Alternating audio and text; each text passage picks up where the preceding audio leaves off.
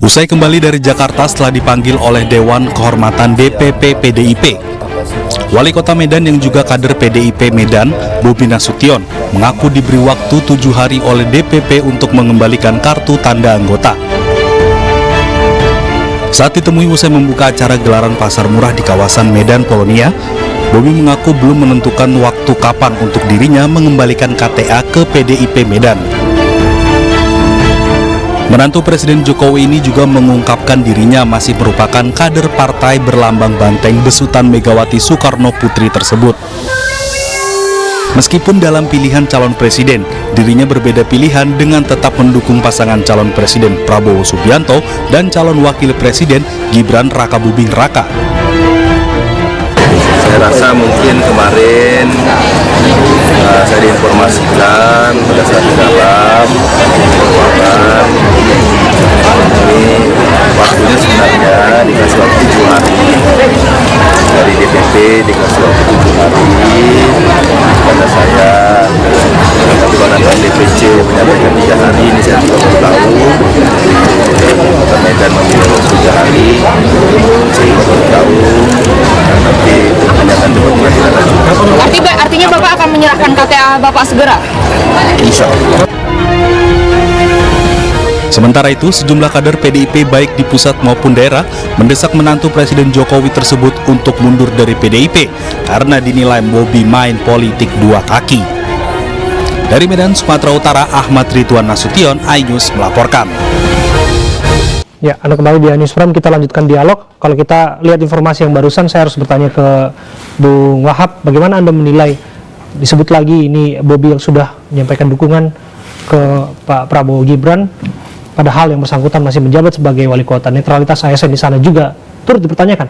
Oh, saya kira itu hak konstitusi Bobi ya, dan menurut saya biasa saja, bukan hal yang luar biasa itu. Jadi Bobi sedang menggunakan hak konstitusinya dia, dan itu manusiawi sekali. Dalam sikap politiknya dia, justru dia menunjukkan sikap yang tegas di ruang publik. Dia gentle, dia mengatakan bahwa dia mendukung calon presiden Prabowo dan Gibran, dan itu manusiawi lah. Bung Iwan. Ya, kalau untuk itu ada undang-undangnya. Kalau seandainya masuk ke dalam bagian dari tim kampanye nasional atau tim pemenang nasional, tentu ada cuti dan lain sebagainya. Nah, itu yang bisa disampaikan juga.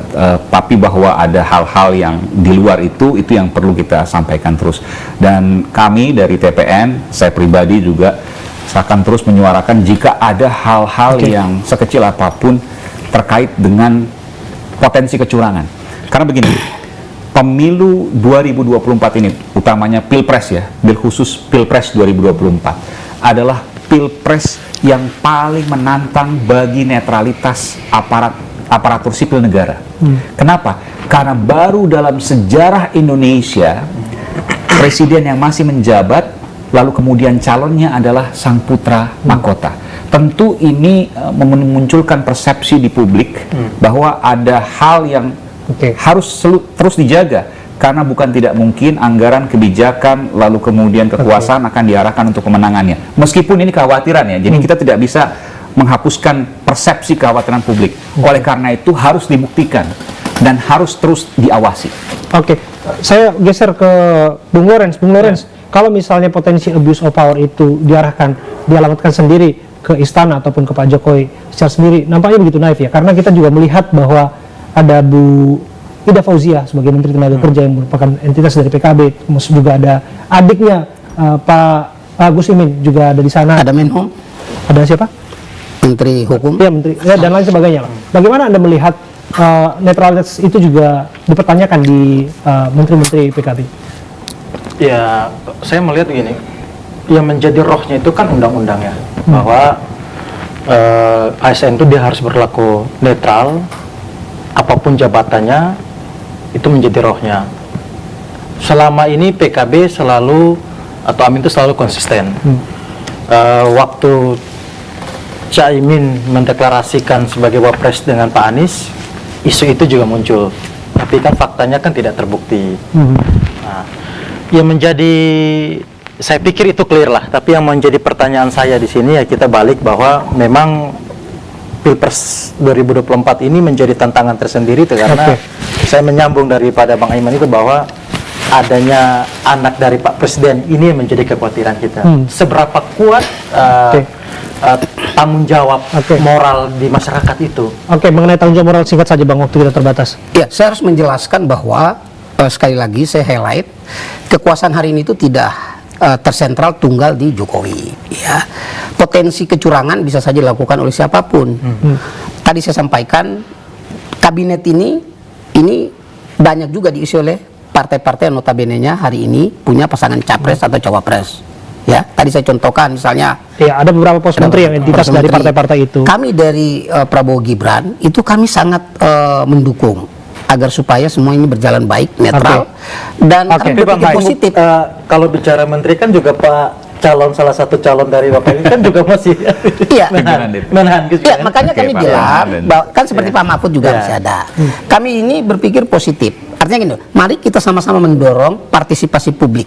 Ya, kita mendorong agar supaya publik ini bisa melakukan kontrol yang ketat. Ya, karena kita juga tidak terlatih tuh melakukan kecurangan.